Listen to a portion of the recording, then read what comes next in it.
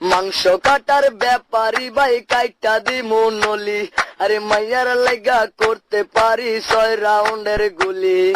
মাংস কাটার ব্যাপারী ভাই কাইটা দিমু নলি, আরে মাইয়ার লাগা করতে পারি 6 রাউন্ডের গুলি।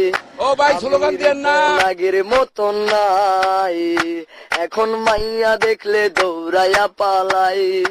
আমি রিপন আগের মতন নাই, এখন মাইয়া দেখলে দৌড়াইয়া পালাই।